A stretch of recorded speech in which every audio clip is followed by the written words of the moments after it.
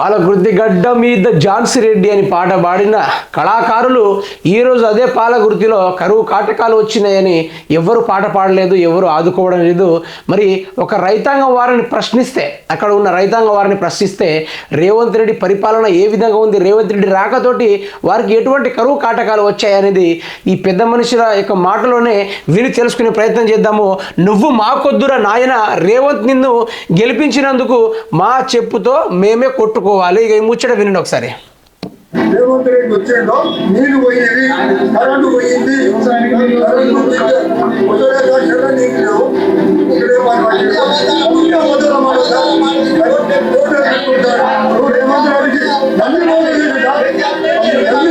Current పోతుంది, నీళ్లు లేవు, రైతు బంధు లేదు. డిసెంబర్ 9 ప్రజలు ఒకటి అర్థం చేసుకోండి. డిసెంబర్ 9వ తారీఖున వెళ్ళి రుణమాఫీ తీసుకురా అంటే రుణమాఫీ ఎక్కడైనా అక్కడ జమ చేసి ఉందా? ఒక లోన్ రావాలంటే దగ్గరగా 30 రోజుల 2 నెలల అలా టైం పడుతుంది. అలా టైం పట్టినప్పుడే మనకు వస్తుందో రాదో అని అంచనా కూడా వేసుకోలేకపోతాం. తీసుకురాపో అని నేను చేసేస్తా అని చెప్పి మరి తీసుకొచ్చిన ముచ్చట పక్కన పెట్టేస్తే ఆల్రెడీ తీసుకొని పెట్టిన ఆ లోన్ అమౌంట్ అయినా రుణమాఫీ చేయాలి కదా. మరి రైతులు అదే విధంగా మొత్తుకుంటున్నారు.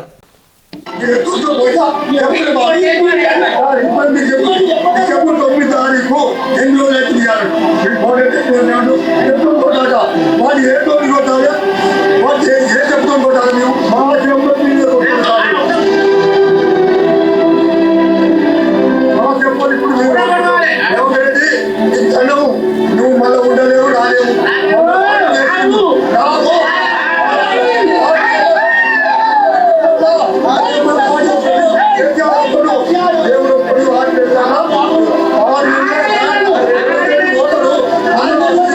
ఇక చూసారు కదా, పాలకుర్తి సైడు సరిగా నీళ్లు రాలేని పరిస్థితి.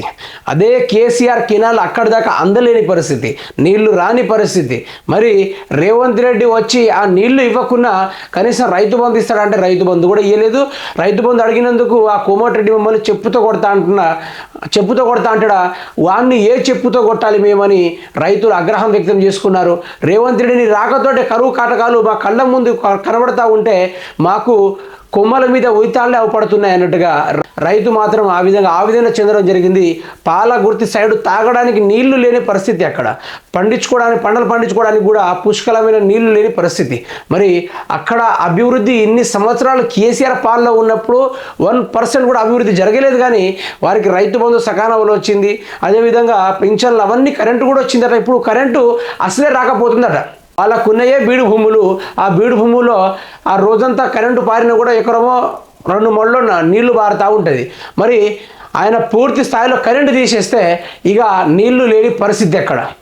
మరి రేవంత్ రెడ్డి ఏమో నా పాలన నాకు ఎంతో మంచిగా అనిపిస్తుందని చెప్పిన రేవంత్ రెడ్డి ఈరోజు ప్రజల్లో వ్యతిరేకత మొదలైంది. 2 నెలలకే వ్యతిరేకత మొదలైంది ప్రజలలో. పాలకుర్తి సైడు ఎటువంటి కరువు కాటకాలు ఉన్నాయి అంటే ఆ కరువు కాటకాలు తీర్చకున్నా కూడా మరి రుణమాఫీ చేస్తున్నాడు. ఆ రుణమాఫీ అని చేయాలి కదా. నువ్వు వద్దురా నాయన, నువ్వు ఉంటే మాకు కరువు కాటకం పీడ లెక్క చుట్టుకుంది, ఇక నువ్వు తొందరగా దిగిపోవాలి అనుకుంటూ రైతులు వ్యక్తం చేయడం మొదలుపెట్టారు. మరి గత ప్రభుత్వం ఉన్నప్పుడు బీఆర్ఎస్ పార్టీ ఇంత కూడా అభివృద్ధి చేయలేదు. ఇప్పటిదాకా అక్కడ కెనాలు లేదు, ఏమి లేదు. ప్రజల ఓట్లతోటి మాత్రం అడగడానికి ముందుకు వస్తున్నారు. కానీ ప్రజల యొక్క సమస్యలు తీర్చడానికి ఈ పొలిటికల్ నాయకులు అయితే ఎటువంటి హామీలు ఇవ్వడం లేదు.